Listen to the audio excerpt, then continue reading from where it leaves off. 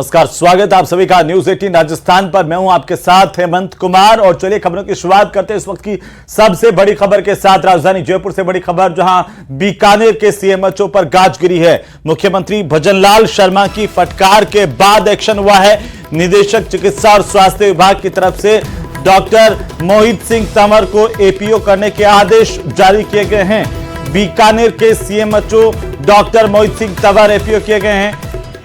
वहीं डॉक्टर मोहित सिंह तंवर को लापरवाही करना भारी पड़ गया। मुख्यमंत्री भजनलाल शर्मा ने बैठक में फटकार लगाई थी। जिला कलेक्टर से कहा था कि ऐसे लापरवाह अधिकारियों को तुरंत विदा किया जाए। प्रभारी सचिव नवीन जैन के दौरे में बीकानेर के सीएमएचओ नदारद मिले थे और इसी के तहत कार्रवाई की गई है। बीकानेर जिला कलेक्टर को मुख्यमंत्री भजनलाल शर्मा ने निर्देश दिए थे और इस वक्त की सबसे बड़ी खबर आ रही है। मुख्यमंत्री की फटकार के बाद एक्शन हुआ है, कार्रवाई हुई है। बीकानेर के CMHO doctor Mohit Singh Tanwar APO कर दिए गए हैं। और इसी बीच एक और बड़ी जानकारी आ रही है राजधानी जयपुर से ही, जहां पर चिकित्सा महकमे से ही बड़ी खबर। श्री डूंगरगढ़ के मुख्य चिकित्सा अधिकारी भी एपीओ किए गए हैं। श्री डूंगरगढ़ के बीसीएमओ डॉक्टर जसवंत सिंह को एपीओ किया गया। नदबई के चिकित्सा अधिकारी को भी एपीओ करने का आदेश जारी किया गया है। नदबई चिकित्सा अधिकारी डॉक्टर मनीष चौधरी भी एपीओ किए गए हैं। आगामी आदेशों तक इनका मुख्यालय जयपुर होगा, इसे लेकर आदेश जारी कर दिए गए हैं। कोटपुतली जिला चिकित्सा अधिकारी डॉक्टर सुमन यादव के स्थान पर डॉक्टर चैतन्य रावत को लगाने के आदेश जारी किए गए हैं। यह बड़ी खबर है। चिकित्सा महकमे में एक्शन हुआ है, साथ ही साथ फेरबदल भी किया गया है। यह बड़ी जानकारी है। तो डॉक्टर मनीष चौधरी एपीओ किए गए हैं, श्री डूंगरगढ़ के मुख्य चिकित्सा अधिकारी।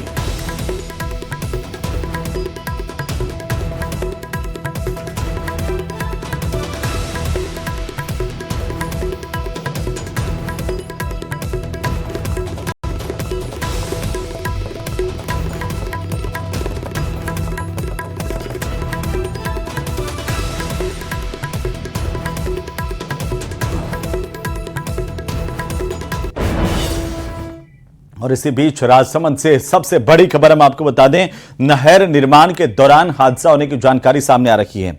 निर्माणाधीन नहर की छत गिरने से 2 मजदूरों की मौत होने की खबर मिल रही है। इस वक्त की सबसे बड़ी खबर, निर्माणाधीन नहर की छत गिरी जिससे बड़ा हादसा हुआ है।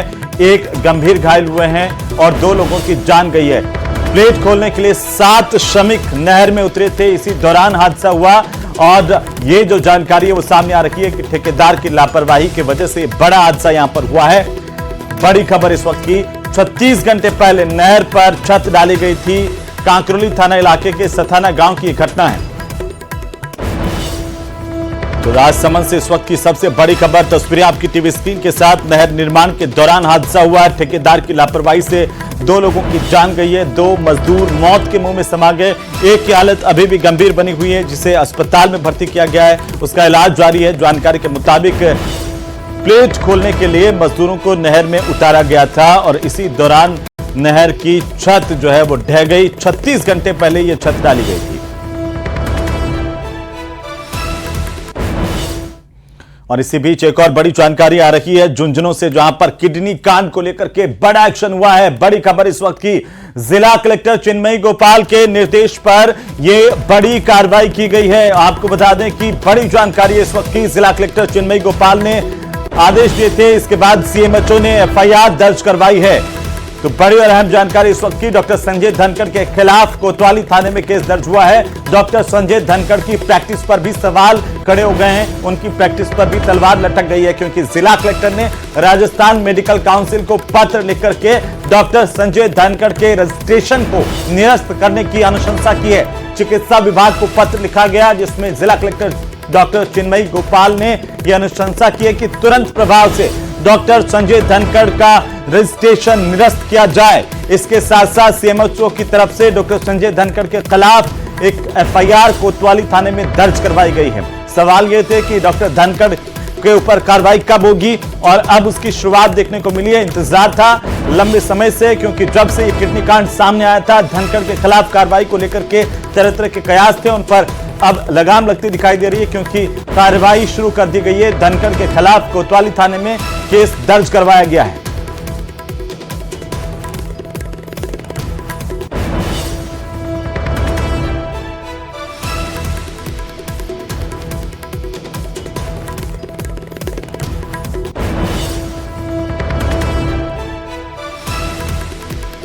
तो झुंझुनू से ये बड़ी खबर, और जिला कलेक्टर चिन्मयी गोपाल के निर्देश पर एक्शन हुआ है।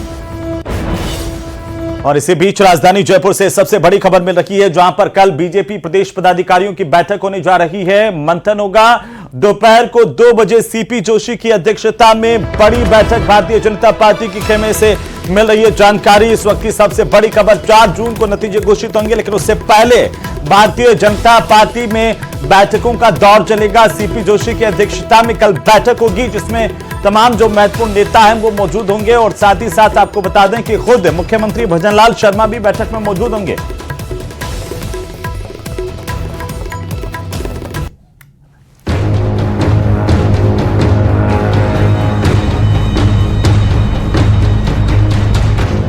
चुनाव खत्म, अब नतीजों की बारी। शनिवार को एग्जिट पोल इशारा करेंगे कि देश की बागडोर किसके पास जा सकती है। बीजेपी हैट्रिक को लेकर आश्वस्त है। दूसरे राज्यों में प्रचार के लिए गए नेता अब लौट आए हैं। शनिवार को एक ही दिन में 4 बड़ी बैठकें पार्टी कार्यालय में होंगी, जिसमें प्रदेश पदाधिकारियों के 7 मोर्चों से जुड़े नेता भी मौजूद रहेंगे। साथ ही लोकसभा सीटों के प्रभारियों के साथ लोकसभा उम्मीदवारों को भी बुलावा भेजा गया। मैराथन बैठक में बीजेपी एक-एक सीट के संभावित नतीजों की पड़ताल करेगी। इसमें पार्टी विस्तारकों से लेकर बूथ और शक्ति केंद्रों के साथ जिला अध्यक्षों की रिपोर्ट का भी आकलन होगा। यानी एग्जिट पोल के साथ बीजेपी भी सूबे की 25 सीटों के नतीजों का ओवरऑल फीडबैक लेगी। बैठ के लगातार हमारी चूंकि मतगणना होनी है, तो उसकी तैयारी को लेकर चर्चा होनी है और इसी को लेकर बैठक। प्रदेश में 2 चरणों में 19 और 26 अप्रैल को मतदान हुआ था। जैसे ही प्रदेश में मतदान खत्म हुआ, अगले दिन अधिकांश उम्मीदवारों के साथ प्रदेश के कद्दावर नेताओं को दूसरे राज्यों में प्रचार का जिम्मा दे दिया गया था। सीपी जोशी तेलंगाना, ओडिशा और उत्तर प्रदेश में लंबा वक्त गुजार कर लौटे हैं, तो कई मंत्री और पदाधिकारी भी चुनाव प्रचार में खासे व्यस्त रहे, जिसकी वजह से बीजेपी प्रदेश की सीटों पर हुए मतदान और संभावित नतीजों का आकलन ही नहीं कर पाई। अब जब सभी चरण का मतदान संपन्न होने जा रहा है और 4 जून की तारीख नजदीक है, बीजेपी ने भी अपने तंत्र को सक्रिय कर दिया है। बैठक में बुलाए गए नेता पूरी रिपोर्ट के साथ बैठक में शामिल होंगे। मतदान के प्रतिशत से लेकर जातियों के झुकाव तक पर चर्चा होगी। वोटिंग परसेंट बढ़ाने के लिए पार्टी ने जो प्रयास किए, वो धरातल पर कितने फलीभूत हुए, इसका भी आकलन होगा। विपक्ष के संविधान और आरक्षण बचाने के लिए प्रचारित किए गए प्रोपेगेंडा से क्या मतदाता भ्रमित हुए हैं, इस पर एक-एक नेता से जानकारी ली जाएगी। 10 साल के मोदी सरकार के कार्यकाल की उपलब्धियों ने इस चुनाव में कितनी छाप छोड़ी, इसका भी जिक्र कल की बैठक में होगा। भारतीय जनता पार्टी कॉन्फिडेंट है। इसी कारण चुनाव के परिणाम के बाद जो दायित्व हमारे ऊपर आने वाला है, उस दिशा में प्रयास कर रहे हैं। हमने संगठनात्मक दृष्टि से पिछले लगातार चुनाव में काम किया, उसकी भी चर्चा करेंगे, चुनाव की समीक्षा भी करेंगे। आगे की कार्य योजना को, उसको भी हम उसके ऊपर प्लानिंग करेंगे। हम भाजपा जरूरत पड़ने पर कुआं नहीं खोदती, पहले से उसकी पानी वाला करके, पानी की जरूरत है पहले से, बिजली की पहले से, उसी तरह संगठन के आधार पर भी अपनी योजनाएं पहले से बनाने का काम करती है। हम सब जानते हैं कि 4 को काउंटिंग का काम है और काउंटिंग के लिए बड़े पैमाने पर काउंटिंग एजेंट्स हमारे जाने वाले हैं। सभी जिलों में उनके काउंटिंग एजेंट्स के भी प्रशिक्षण के काम 2 तारीख को सभी जिलों में भी होने वाले हैं। सबकी समीक्षा होगी। हम अलग अलग क्षेत्रों में चुनाव में गए, हमारे खुद के लोकसभा क्षेत्र में गए, अन्य राज्यों में भी गए, तो हम सब बैठ कर इस बात का भी मंथन करेंगे कि हमारा कितना % वोट बढ़ा। अगर किसी स्थान पर वोट बढ़ा है तो किस कारण से बढ़ा है, हमको क्या करना है। किसी कारण से वोट % और ज़्यादा नहीं बढ़ा है तो उसके पीछे क्या कारण है। आने वाले समय में जनता के जो हमने संकल्प किए उनकी पूर्ति कैसे करें और जनता को वास्तव में लगे कि राम राज्य आया है, हमारी सरकार आई है, हमारे द्वारा बनाई हुई सरकार आई है, हमारे लिए सरकार है।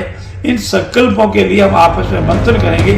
मोदी सरकार के 10 साल की ऐतिहासिक उपलब्धियों से भरपूर कार्यकाल की परीक्षा के नतीजे की घड़ी अब ज्यादा दूर नहीं है। बीजेपी के सभी 25 उम्मीदवारों के अलावा प्रदेश नेतृत्व से लेकर सीएम भजनलाल की प्रतिष्ठा से भी इस चुनाव के नतीजे जुड़े हैं। बीजेपी कॉन्फिडेंट तो है, पर वो ओवर कॉन्फिडेंट कतई नहीं। उसे भी पता है कि कुछ सीटों पर कहीं किसान आंदोलन का असर दिख सकता है, तो कहीं पर उम्मीदवारों के खिलाफ एंटी इनकम्बेंसी भारी पड़ सकती है। इसीलिए उसके नेता संभल कर बयान दे रहे हैं, पर उत्साह पूरे चरम पर है। न्यूज़ 18 के लिए बाबूलाल धायल की रिपोर्ट। और चलिए अब वक्त है ये देखने का कि आखिरकार रफाह में इजरायली टैंकों ने कैसे कोहराम मचाया।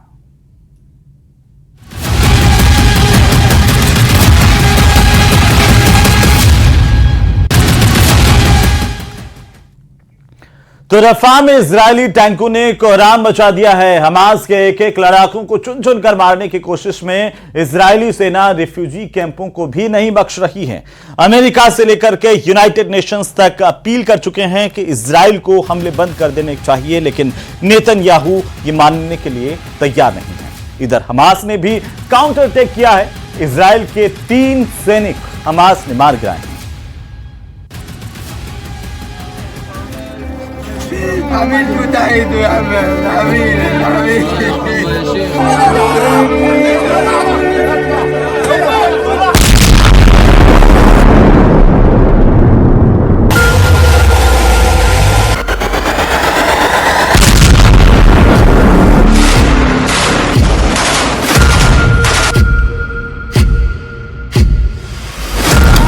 रफा में नेतन्याहू का प्लान पॉइजन ऑन। बाइडेन को भी नेतन्याहू ने बोल दिया नो। संयुक्त राष्ट्र की भी इजरायल ने कर दी अनसुनी। रफा को खाक करने तक होंगे हमले। ऑल आइज ऑन रफा कर रहा ट्रेंड।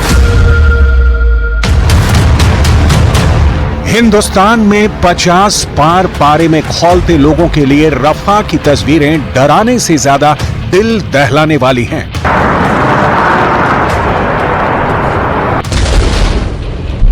ताजा हमले में इजरायली डिफेंस फोर्स ने 12 फिलिस्तीनियों को मौत के घाट उतार दिया है। दुनिया के तमाम देशों की अपीलों, जिसमें अमेरिका भी शामिल है, उनकी नेतन्याहू एक सुनने के लिए तैयार नहीं है। आम फिलिस्तीनियों पर इजरायली डिफेंस फोर्स कहर बनकर टूट रही है। इस बीच गाजा में जारी लड़ाई में इजरायली सेना ने 2 अहम दावे किए हैं। इजरायल का कहना है कि उसने दक्षिणी गाजा से मिस्र तक फैले हमास के सुरंगों के नेटवर्क को खोज लिया है, जो हमास के लिए लाइफलाइन बना हुआ था। इसके अलावा इजरायली रक्षा बलों ने फिलाडेल्फी कॉरिडोर पर भी कब्जा कर लिया है। फिलाडेल्फी गाजा और मिस्र की सीमा से लगने वाला गलियारा है।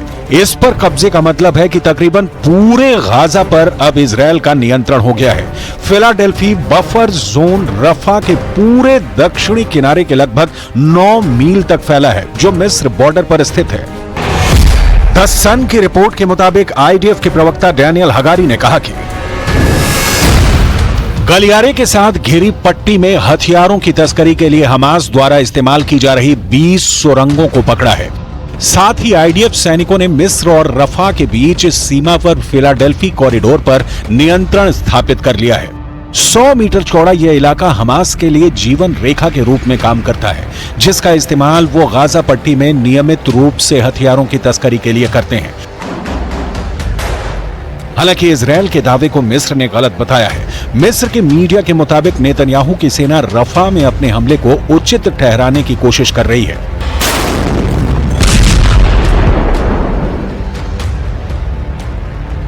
इजरायली दावे के मुताबिक उसने रफा सीमा पर नियंत्रण कर लिया है। इसके बाद युद्धग्रस्त इलाके में ले जाई जा रही सहायता रुक गई है। मिस्र ने युद्ध विराम समझौते के प्रयासों में हमास और इजरायल के बीच वार्ता में मध्यस्थ के रूप में काम किया है।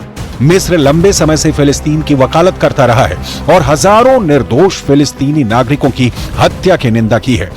लेकिन इजरायल अब अमेरिका की नहीं सुन रहा, तो मिस्र की क्या सुनेगा? अमेरिका ने फिर से यह क्लियर कर दिया है कि रफा में जो उसके लिए हथियार नेतन्याहू इस्तेमाल कर रहे हैं, वो इसके खिलाफ है। इजरायल M61 वल्कन गन का इस्तेमाल अपने ऊपर होने वाले ड्रोन हमलों के खिलाफ कर रहा है। M61 वल्कन एक 6 बैरल वाली हाइड्रोलिक रूप से संचालित 20 मिलीमीटर स्वचालित तोप है जो 6000 राउंड प्रति मिनट से अधिक फायर करने में सक्षम है। M61 वल्कन का इस्तेमाल इजरायल ने। और इसी बीच भरतपुर से सबसे बड़ी खबर मिल रही है, जहां पर मुख्यमंत्री भजनलाल शर्मा पुंचरी का लौठा पहुंचे हैं। पुंचरी का लौठा में आज रात्रि विश्राम करेंगे मुख्यमंत्री भजनलाल शर्मा। सुबह श्रीनाथजी मंदिर के दर्शन करेंगे। इस वक्त की ये सबसे बड़ी खबर, ये बड़ी जानकारी, जहां पर आपको बता दें कि पुंचरी का लौठा में सीएम पहुंच चुके हैं और यहां पर मुख्यमंत्री भजनलाल शर्मा रात्रि विश्राम करेंगे। सुबह श्रीनाथजी मंदिर में दर्शन करने का उनका कार्यक्रम है। सुबह पुंचरी का लौठा से भरतपुर जाने का भी मुख्यमंत्री का कार्यक्रम है। और आपको बता दें कि लुधवाई मंदिर जाने का भी मुख्यमंत्री का कार्यक्रम है, जहां पर मुख्यमंत्री दर्शन करेंगे। फिलहाल भजनलाल शर्मा पहुंच चुके हैं। बड़ी खबर है इस वक्त की, सुबह पुंचरी का लौठा से भरतपुर जाने का सीएम का कार्यक्रम, लुधवाई मंदिर जाने का भी कार्यक्रम और पुंचरी का लौठा में बीजेपी नेताओं ने उनकी अगवानी की पहुंचने पर, जिसमें राज्य मंत्री जवाहर सिंह बेडम, बीजेपी के नेता कुंवरदीप राज, भगवान दास, नरेश सेन, अभयवीर सोलंकी समेत अन्य बीजेपी नेताओं ने सीएम का यहां पर अभिनंदन किया है।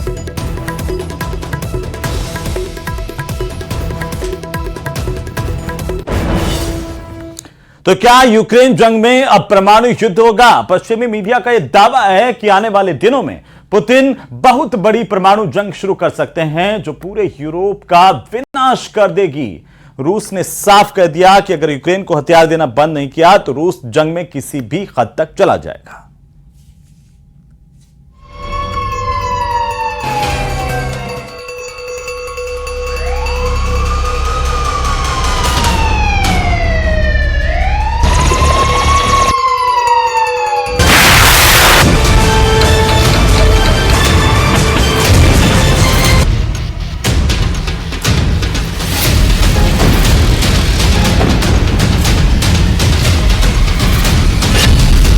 पुतिन की आखिरी जंग, 72 मिनट, 300 करोड़ मौत। रूस यूक्रेन जंग को 885 से ज्यादा दिन हो चुके हैं। हालात ये हैं कि यूक्रेन खुद को बचाने के लिए नाटो के 32 देशों से ऐसे हथियार मांग रहा है जो रूस में बेहद अंदर तक मार कर सके। इस वक्त Ukraine America, Germany, Britain, Poland, France से लंबी दूरी की मिसाइलें मांग रहा है। F-16 जैसे घातक फाइटर जेट तुरंत देने को कह रहा है, लेकिन इधर पुतिन के रूस ने ऐसा ऐलान कर दिया है जो दुनिया पर बहुत भारी पड़ सकता है। रूस पहले से ही परमाणु युद्ध की तैयारी कर चुका है और अब तो खबर यह भी आ रही है कि रूस ने नाटो के 32 देशों को सीधे सीधे एटमी जंग के लिए ललकार दिया है। यानी पुतिन अब 72 मिनट की ऐसी जंग करने जा रहे हैं जिसमें कम से कम 300 करोड़ की मौत हो सकती है।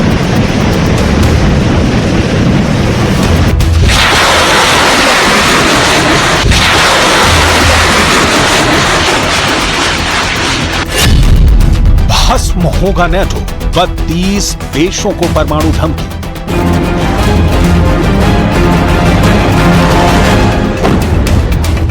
हम आपको एनिमेशन के जरिए दिखाते हैं पुतिन की एटमी जंग का सबसे पहले शिकार कौन कौन हो सकता है।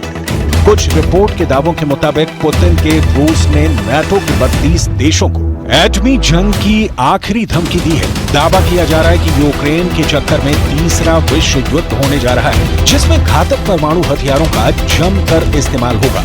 रिपोर्ट के मुताबिक 72 मिनट तक परमाणु जंग हो सकती है, जिसमें 5000 से ज्यादा परमाणु बम इस्तेमाल हो सकते हैं। अगर ऐसा होता है तो यकीन मानिए पूरा यूरोप और अमेरिका भस्म हो सकता है।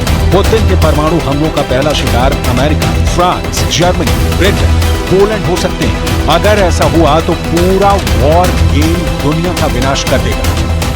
Нагнетание и еще один шаг к серьезному конфликту в Европе и глобальному конфликту. Им это нужно? Ну, пожалуйста. Мы все равно будем делать так, как мы считаем нужным, вне зависимости от того, кто находится на территории Украины.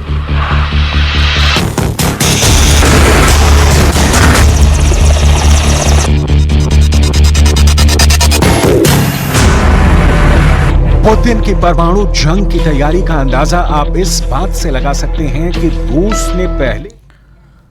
तो चलिए अब बात करेंगे राजधानी जयपुर की, जहां पर अब देर रात तक संचालित होने वाले hotel, restaurant, guest house, night club आदि पर पाबंदी लगाते हुए रात को 12 बजे बाद किसी भी प्रकार की गतिविधियों के संचालन पर पूरी तरह से रोक लगाने के आदेश जारी किए गए हैं। आप ये रिपोर्ट देखिए।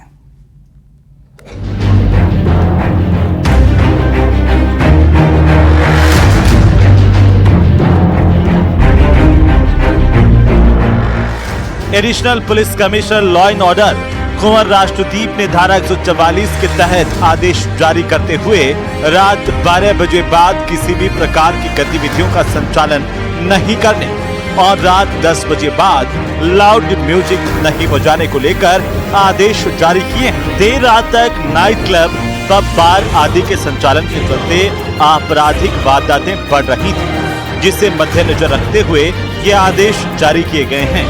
अवहेलना होता तो धारा 188 आईपीसी की तरफ उनके खिलाफ कार्रवाई होगा। अगर नॉइज कंट्रोल एक्ट का वायलेशन करेंगे तो उसके खिलाफ कार्रवाई होगा। अगर तंबाकू एक्ट की वायलेशन होगा तो उसके खिलाफ कार्रवाई होगा। अगर जुवेनाइल जस्टिस एक्ट का वायलेशन होगा उसके तहत कार्रवाई होगा। तो तरह तरह आईपीसी के अलावा तरह तरह का अधिनियम और है जिसके तहत हम कार्रवाई कर सकते हैं। इन आदेशों का उल्लंघन करने वालों के खिलाफ धारा 188 के तहत पुलिस सख्त एक्शन लेगी और जहां पर रात 12 बजे बाद hotel, restaurant, guest house, night club, bar, mall, discotheque, farm house खुले पाए जाने पर सील की कार्रवाई के साथ साथ गिरफ्तारी और सजा का प्रावधान भी किया गया है। कोई ऐसा संस्था है वो विज्ञापन देता है कि हमारे यहाँ 4 बजे चलता है, पूरी रात चलता है, इस तरह का संस्थाओं का जो मिस इन्फॉर्मेशन पर ध्यान ना दे, ये कमिश्नरेट की तरफ से धारा 140 के तहत आदेश जारी किया कि 12 बजे के बाद पूरी तरह प्रतिबंधित है। आपको बता दें कि जयपुर में अभी तक पुलिस केवल समझाइश कर रही थी, लेकिन अब एक्शन लेगी। देखना दिलचस्प होगा कि प्रशासन की नई गाइडलाइन कितनी कारगर साबित होती है। न्यूज़ 18 राजस्थान के लिए विष्णु शर्मा की रिपोर्ट।